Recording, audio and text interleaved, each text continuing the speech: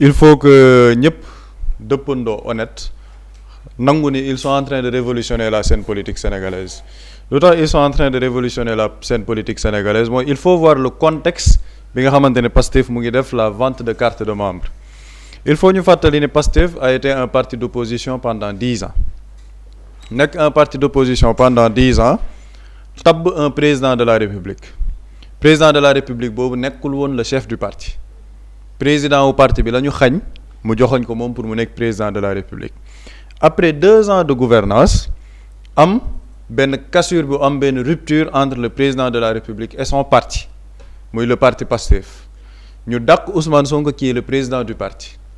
les ministres yi nekkoon ay ministres Pastef ne duñu dugg ci gouvernement boobu parce que ça ne répond pas à leurs valeurs ça ne répond pas à leurs principes donc de facto Pastef redevient presque un parti d'opposition parti boobu noonu nga xam ne nekkatul ci nguur moment bi mu génnee nguur ci la gën a mën a am doolew mobiliser ça c'est une première au Sénégal parce que au Sénégal d'habitude boo duggee ci pouvoir génn ci pouvoir foofu sa doole day wàññeeku tu perds des militants parce que yenn dirigeants yi ak yenn ñi nga xamante ne am nañu responsabilité ils ont tendance à aller chercher le pouvoir mais Pastef dañoo renoncer au pouvoir c'est-à-dire que xañuñ leen ko de ils ont renoncé au pouvoir par souci de principe parce que dañu ne ñoom projet bi la ñuy jiital moo tax ngay gis président de la République ne day consulter benn nit pour defaat ko ministre kooku ne bañ nañ wax ak sama président de parti parce que ñun dañoo am ay valeurs ak ay principes donc ñoom ils ont renoncé au pouvoir pour aller dans une conquête du pouvoir te moment boobu la ñu gën a am doole pour mobiliser loolu jàngat la ci parti politique yi fi nekk yëpp parce que historiquement mosul xew Sénégal deuxième chose yenn innovation yi ñuy indi par rapport ak carte de membre yi parce que buri sànq mu ngi koy wax carte de membre yi da ngay dem jël nga bu njëkk ba li ñu doon def da ngay dem nga jël sa turu yaay ak turu papa bindal ko yëpp c'est-à-dire que amul woon benn base mais bii tu vois déjà l'aspect digital mooy am na benn plateforme numérique boo xamante ne teg nañ ko en place nit ki mën na toog biir këram dugg ci site internet bi dugal turam fay xaalisam ñu jox ko sa carte mu xam ne kii il est membre d'un parti politique donc foofu innovation boobu rek benn affaire la et puis loolu il faut préciser ne carte de vente de carte de membre yi aussi yu physique yi mu ngi en cours dans plusieurs localités HLM mu ngi en cours gis naa démb Liberté 6 mu ngi en cours gis naa Grand Yoff tamit les cartes de membre physiques ñu ngi commencé di ko fa jaay et li jot a préciser waat encore mooy fii c'est à l'échelle de Dakar maanaam phase pilote bi Dakar la ñu commencé gum par rapport ak vente de carte physique yi Thiès jotaguñ Touba jotaguñ yeneen localité vente de carte physique yi jotaguñ donc loolu ça te montre la dimension de ce parti politique loolu nag c'est-à-dire que soit da ngay honnête nga nangu ko wala nga bañ a honnête vraiment nga dem dans une haine mooy comme li bëri di wax li gars yi di def manipulation parce que man ñiy manipuler dama ne yéen am ngeen seen parti politique même bu fekkee ne ñii sax ñoom dañuy nax seen bopp ne waaw carte yi lii nangam saa nga existé wul mais bàyyi leen ñoom ñu nax seen bopp yow nga déem a dem xool nooy jaayee say carte de membre mais ñoom ils font de la promotion gratuite à Pastef c'est-à-dire que dañuy bàyyi seen activité wu parti bopp dem di concentré wu ci Pastef te loolu day gën a dooleel Pastef et je pense que même dynamique bii li ko gën a yokk mooy li président de la République waxoon Bassirou Diomaye Faye et ci man interview am boobu ça a été du début à la fin catastrophique ci man mooy sa pire intervention face aux médias parce que bourde sur bourde comment tu peux dire que tu appartiens à un parti yow nga ne parti boobu nga bokk parti boobu yaa doon secrétaire général bi parti boobu ne dañoo fixer benn nombre de 1 million de militants bu ñu bëgg yow même boo njortee sax même boo xalaatee ni waruñ ci egg mënuñ ko def bu dee yow dëggantaan yow parti boobu ñor na la te bëgg nga réussite parti boobu doo ko wax publiquement mais boo waxee nga ne objectif ban la ñu wax ñu ne la 1 million nga ni ba may nekk secrétaire général objectif bi 500 000 la woon on avait même pas 100 000 donc xëy na mën nañ ci sax bañ a egg loolu mooy en fait yow dans ta tête parti Pastef ñoom mënuñ fexe ba am plus de 100 000 membres yow man damaa jàpp ni sax xëy na yéenewu leen ñu am plus de 100 000 membres te loolu dans une communication politique c'est-à-dire que c'est extrêmement grave loolu dafa nekk loo xam ne boo ko xalaatee sax waroo ko wax en tant que président de la république waxuma laa nga ne yow ci parti boobu nga bokk moo tax saa li mu bëggoon ça a eu l'effet contraire parce que même am na ñoo xam ne ba ñuy doon jënd lan lañ doon wax président Bassirou Diomaye Faye nee na mënuñu am 1 million dinañ ko wan ne mën nañu am chiffre mën nañu am nombre boobu donc moom il a même galvanisé le Pastef te pour nit ñi xam lan mooy 103 000 membres parce que gars yi dañuy dégg nii rek 103 000 membres ñu ne waaw de toute façon comme gars yi seen calcul yi ñuy def rek de toute façon Sénégal 18 millions d'habitants la boo ci amee 103 000 membres loolu ce n'est absolument rien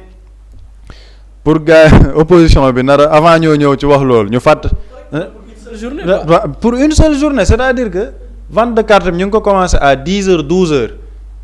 ay booru 23 heures am nañ plus de 103 000 membres soit. léegi ñoom dinañ génn ne 103 000 membres ce n'est pas énorme du lu extraordinaire vraiment voilà quoi et le président sax il avait fait ce calcul là moom ne moom ñi ko fal plus de 2 millions lañ donc boo nee da ngay am 1 million de cartes donc 1 million yooyu te moom 2 millions ñoo ko faloon donc yeneen 1 million et quelques yi ñooñu lan la ma ne foofu le président il a fait un calcul d'amateur parce que ki am carte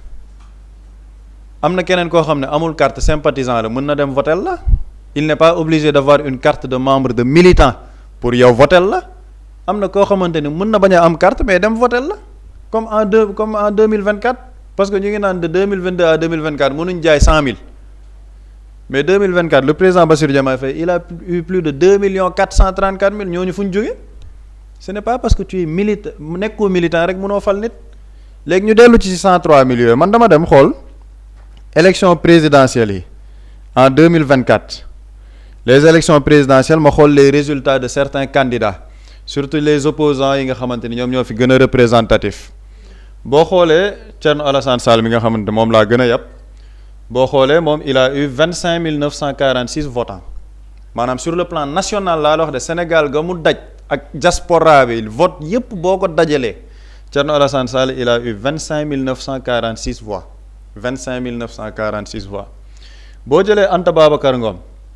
boo dajalee ñëpp national ak diaspora elle a eu 15 457 voix 15 457 voix Pape Djibril Fall boo ko xoolee moom il a eu 18 304 voix ma def le calcul boo boolee ñoom ñett c'est 59 707 voix Thierno Alassane Sall Pape Djibril Fall Anta Babacar Ngom ñoom ñett boo leen dajalee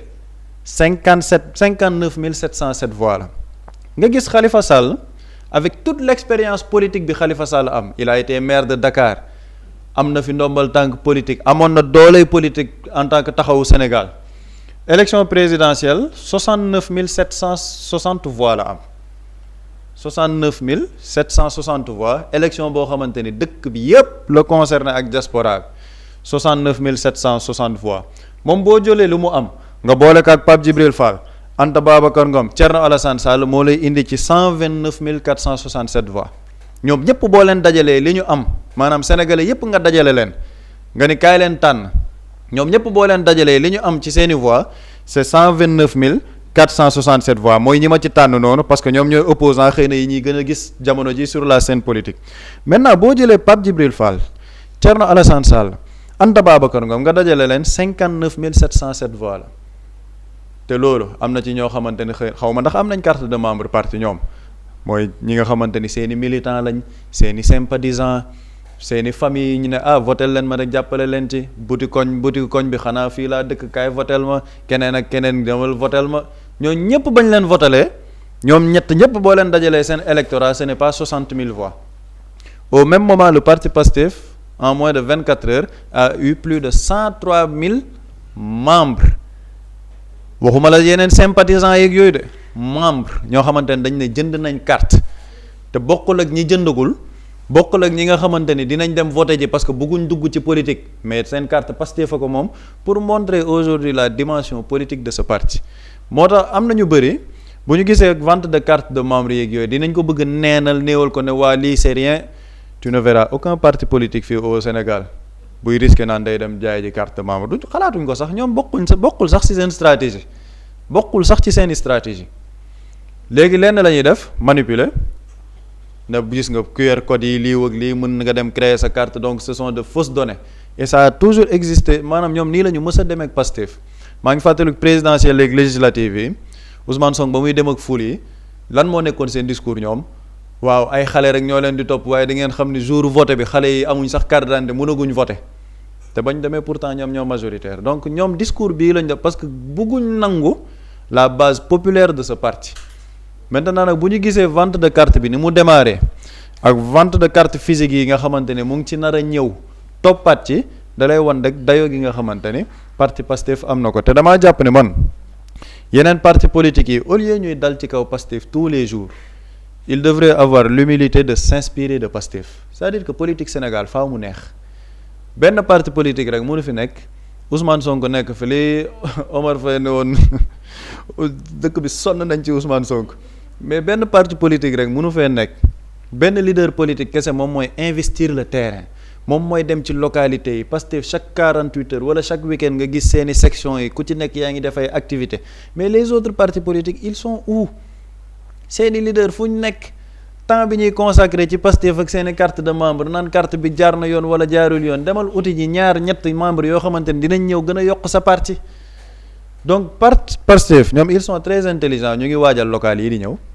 te le timing il est très important moment bi ñu lancé les cartes de membres ils vont surfer sur la dynamique populaire de la vente de cartes actuellement ils ne sont plus au pouvoir dinañ gën a am jotu def politique dinañ def seeni meeting par-ci et par-là et bu ñuy dem ci élection locale yi dina fekk ñoom le train est déjà en marche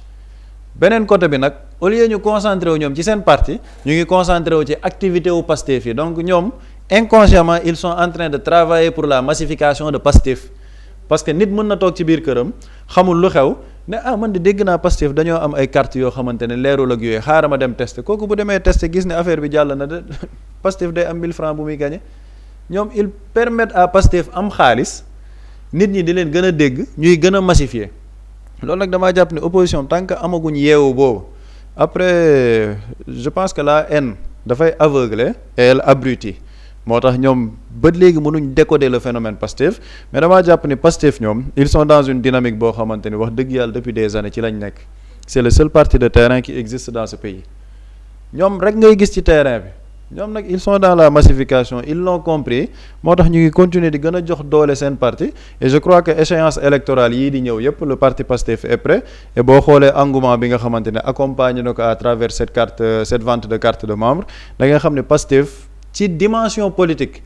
amagul concurrent au Sénégal. am na solo Boury par rapport ak taxawaayu Pastef ak changement yi nga xamante ni indi nañ ko ci langue politique gi ndax jotul tamit ñi fare ci kujje politique gi wala ñi nga xamante ne si ay parti politique yu nekk ci réew mi ñu am ay jàngat yu ñu ci am au lieu que ñu nekk di def li nga xamante ni moom mooy ay manipulation. waaye man je pense que c'est des gens yoo xamante ni inspiré wuñu ci les événements du passé. parce que boo jëlee les événements du passé yow wóor na leen ci pour des affaires de montage comme soit ay montage vidéo ak yooyu noonu doxul ay montage photo def nga ko fi ñëpp tout le monde se souvient demoon na sax ba créer ay montage photo yow jël photo Sonko montage ko def ay affaire jàllul nga diaboliser jàllul pour man nga xool rek yow kese nga lëlu yow kese nga toog imaginer man recette bii ma nekk di appliquer stratégie bii ma nekk di appliquer mais maa ngi koy def parce que Ousmane Sonko bi ñu ko dàqee impôt et domaine 2016 la woon su ma juumul nga nekk ni yow depuis 10 ans c'est-à-dire que yow depuis 10 ans pile tu perpétues la même pratique tu perpétues les mêmes stratégies mais portewul ses fruits au contraire yow da ngay gis ni stratégie ngay teg matière à kii la par exemple ñun par exemple samedi dimanche on n'avait pas pensé xëy suba di fact-checker en ce qui concerne Pastef on n'avait pas prévu de faire ça mais xëy nga gis benn vidéo waa APR yi di ko partager ñeneen ak ñeneen di ko partager nga ne oh là c'est matière à fact-checker quoi nga jël matière bi fact-checker ko te pourtant t'avais pas prévu de faire fact-checking cela veut dire quoi maintenant kan moo ci gagné yaa ngi koy def des milliers de personnes regardent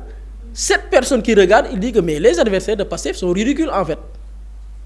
donc da ngay gis ni yow jéego yi ngay teg tu ne fais que renforcer ton adversaire et de moment dama bokk ñu ci bari yàgg nañ ko wax sax et puis Macky Sall moo nekkoon chargé de com Ousmane Sonko toutes les stratégies mu tegoon en place pour gars yi demoon nañ ba yegg ci jël un grand journaliste bon entre guillemets parce que pour man y a pas plus petit cet acte que cet acte là t'es pas un grand tu es un petit homme dem ba jël kooku noonu ñuy woowee grand journaliste jox ko xaalis kooku di dem fay ay nit ñuy def TikTok xam Macky Sall fii la yeggoon quoi est-ce que gars yi ñu ci rendre ko Macky Sall dafa demoon ba yegg ci jël ay nit ñu nekk des émissaires jox leen alal ñuy dem di fay ay tiktokeur pour que ñu def vidéo taqal Ousmane Sonko loolu lan la wàññi Ousmane Sonko daf ko gën a yëkkati donc nga gis ni pratique yi bokkatul nga gisaat tamit man j'aurais jamais cru que tey en ce qui concerne par exemple dafa souligner le discours du président bi ñu diffusé sànq le président même en stratégie politique ñëw ne ok ñoom sax ñi ngi waaj a ne ñun sax boobu boole na ci boppam ne xam nga ñun ñi ngi waaj a wut 1 million de membres mais 1 million de membres yi nañu xam ni man nekkoon naa secrétaire amuñu woon sax 100 000 tu galvanises li nga xamante ni mooy les troupes yi nga xam dañ ne non ok comme que président wax na lii man bëgguma wut carte sax mais xaar ma wut carte et loo ci xamul ñu ci bari ñi adhéré c'est des sympathisants man je vois des gens yoo xam ne qui se sont est-ce que xam nga ne am na ñoo xam ne seen engagement xam nga lan moo ko gën a yokk jour bi Sonko dàqee Diomaye man wallaahi am na jour bi Sonko dàqee Diomaye man nit envoyé na ma message ne ma saawaay man bis ni ki tey laay engagé wu ne ma saawaay man bis ni ki tey man Sonko laay jàppale te yàlla xam ne ni moom yoona musul nekk ci politique affaire politique yi mosu ko intéressé ay jàppale mi ngi ci liggéeyam nekk mais jour boobu la ne man bis ni ki tey lii c'est très grave man bis ni ki tey man damay sodde wallaay te kooku ni mu ko waxee noonu la amee des milliers de Sénégalais yoo xamante ni même perception boobu la ñu am c'est-à-dire que ce que Pastef man gëm naa la moo tax ñu ne ñoom 1 million de membres parce que 1 million de membres yi c'est pourquoi pour les sympathisants gars yi faire leen adhérer et même quand on parle de vote mais Pastef ñi mu kii Pastef li mu am ci sympathisant moo ëpp ci militant man gëm naa ne même avec cette campagne là ak lu ñu mënti am ci de membres actifs de militants actifs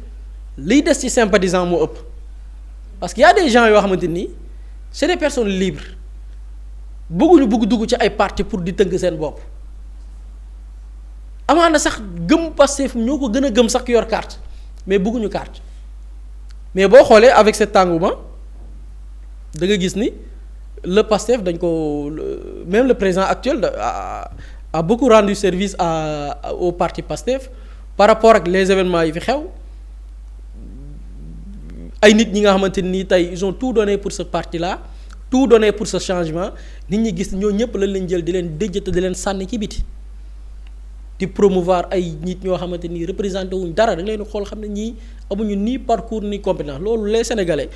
dafay sot c'est-à-dire que sénégalais ci boppam dafay sot boobu noonu yegg na ci bi Diomaye dàqee Sonko ay nit seen xool sot ñu ne bis ni ki tey damay jàppale Pastef bis ni ki tey damay jàppale Sonko sot boobu yegg na ci ba gis ay nit ñoo xamante ni nii ils ont tout donné ñi exilé wu dama gis am ku kaa bi ñu dàqee Ngagne Demba Touré dama gis am ko partagé benn photo mooy bi muy exilé woo di dem Mali am ko partagé ne ko bu yaboo nga dem say bagage dellu Mali peut-être la personne qui l'a partagé dafay jàpp ni c'est affaiblir la personne mais nit ki koy gis sax daraan pourtant lii ñaaw na c'est-à-dire ces gens là lii lañ dajoon quoi ñii ay 2 ans ci ginnaaw lii lañ dajoon pour que kii nekk au palais toog fi mu toog ñii exilé wu y a un député du nom Ousmane Fall nee na moom bi mu exilé woo musul am doudan parce que moom musul souffrir ci jamonoy Macky Sall parce que moom sax dañ ko jotoon ay information dañ ko bëggoon rey bëgguñu woon sax jàpp parce que nguuru Macky Sall ils étaient capables de tout am na ci ñoo xamante nii l'objectif c'était pas jàpp leen tëj leen l'objectif c'était jàpp leen liquider leen rey leen ñu dee moom il a eu des informations que ci ñuy préparer pour bu leen jàppee rey leen ci la bokk parce que moom il avait cru que dina toog du daw mais bu ñëwee ñu jàpp ko mu dem tëdd kaso ñu ne ko non yow gars yi bëgguñu laa jàpp de gars yi dañ lay jàpp dañ la bëgg a rey parce que bon amoon nañ ay nervi amoon nañ ay bandits am na ci ñoo xamante ni c'est des grands voyous yoo xamante ni c'est des bandits ay reykatu nit lañ ñooñu noonu bokkuñu sax ci les forces de défense et de sécurité ay bandits lañ yoo xamante ni wër di liquider nit ñi kese moo nekkoon seen métier moom dañ ko informer que yow ci ñuy war a rey nga bokk loolu moo tax mu exilé wu mais nee na loolu lépp moom musul tiit xam nga kañ la tiit moment bi nga xam ne dafa waroon jël gaal pour traverser dëkk bi mu nekkoon pour dem ci benn île puisque c'est une personne très recherchée et état aussi mën na activer tous ces services là léegi bi muy exilé wu mënul woon joxe turu dëggam parce que bu nee ni man Ousmane Fall laa tudd xamul ba xam ni état joxe na foofu turu Ousmane Fall pour bu ngeen xamee ku tudd Ousmane Fall bu fi jàllee rek jàpp leen ko mu joxe beneen tur léegi bi muy dugg ci gaal bi nee na foofu la jooyul parce que ñi ngi koy persécuter mais dafa jooy ci soxnaam bi mu bàyyi Dakar njabootam yi ndaw yi mu bàyyi Dakar parce que bu dee woon foofu gaal gi suux par exemple bu ñuy décompter nit ñi nekkoon ci gaal bi dinañ tudd génnee ay tur yëpp ba mu des turu Ousmane Fall parce que turu Ousmane Fall nekk fa beneen tur la joxe kon Ousmane Fall day nekk nit koo xam ne day dee nit ñi naan fu mu nekk kenn du ko xam kenn du gis kooram fekk Ousmane Fall dee na parce que ci gaal ko joxewul turul c'est-à-dire que lii la nit ñi daj pour président Diomaye falu cette même personne xam nga lan la bi Diomaye commencé jël mbir mi ci la amee problème mu lu koy métti ci xolam ba après mu dem ñu koy suivre traitement parce que kooku li mu daj yëpp bu gisee dund lii choc émotionnel moo ko dal ñàkk wéram ci li Diomaye def la ko jëlee lii la sénégalais yi tëddaale dama ne Macky Sall dajul c'est-à-dire Diomaye li ay nit daj pour mu falu boo xoolee ay par exemple président Macky Sall dajul loolu ci président Abdoulaye Wade te pourtant bi président Macky Sall bi ko président Abdoulaye Wade dàqee Sénégalais dañ ko sotle te pourtant Macky Sall dajul li ñu bari daj pendant plusieurs années daju ko pour Abdoulaye Wade mais Wade daf ko dàq Sénégalais sotle ko fal ko président en fait Sénégalais y a certaines attitudes Sénégalais moo ko bëggul et malheureusement da ngay gis ni tey boo xoolee la suite des événements da ngay gis ni Pastef am na lu ci bari ci persécution pour répondre à ta question par rapport ak ñenn ñi engouement bi les adversaires de Pastef en fait ils ont tenté de perpétuer les mêmes pratiques et les mêmes pratiques qui n'ont jamais procuré des résultats donc da ngay gis ni les mêmes résultats ni naan les mêmes causes produisent les mêmes effets tey boo xoolee cause ñoom yi ñu nekkoon di perpétuer di teg di mettre en place tey moo leen di topp ba tey et du produiraat beneen réponse boo xamante ni dafa productif mais plutôt des résultats contre-productifs je parle sur le plan politique mais ay diabolisation monter fii de gauche à droite nga gis am ñuy manœuvre fii bëgg lu neex président tax ñuy monter di manipuler di tappale ça produit pas de résultat en fait vous ridiculisez en fait on a des gens yoo xamante ni ils se ridiculisent tout seul c'est-à-dire c'est des gens yoo ñoom xaw ñoom dañuy kontaan ci ridiculiser seen bopp et ridiculiser sa bopp pour dooleel keneen et man je me dis que le meilleur partenaire de Pastef ou bien les meilleurs partenaires de Pastef ce sont ses adversaires man loolu laa jàpp. am na solo xam naa dañuy des rek ba tey ci langue politique gi àdduwaat ci beneen mbir di rek njiitu réew mi. Mously Immo Sénégal moo ñëw taxawu leen indi ay saafara ci jafe-jafe yi ngeen di dund ci wàllum immobilier yow mi bëgg a jënd terrain yow mi bëgg a jënd kër wala tabax jokkool ak Mously Immo da nga am sa kër bëgg ku la ko terrasseel wala nga am sa tool bëgg ku la ko lotiseel defal la ko ay terrain Mously Immo daf leen koy jàppandil gunge leen ci anam gu mucc ayib ku am sa kër itam te nekkoo ci biir réew mi bëgg ku la ko toppatool gérer la ko Mously Immo moo ci gën a gaaw gën ci wóor yow mi bëgg a defaraat sa kër wala nga bëgg a tuxu te bëgg ku la ko nettoyer ba sax nga bëgg a defar plan architecte plan béton armé wala nga soxla ay conseil ci wàllum immobilier contactel Mously Immo Sénégal ci 77 887 25 13 77 887 25 13 man ngeen itam abonné ci seen YouTube bi di Mously Immo Sénégal ngir yeneen di xibaar ak Mously Immo Sénégal jaaxle jeex na ci wàllum dëkkuwaay. Quand l'immobilier devient une évidence, contactez-nous.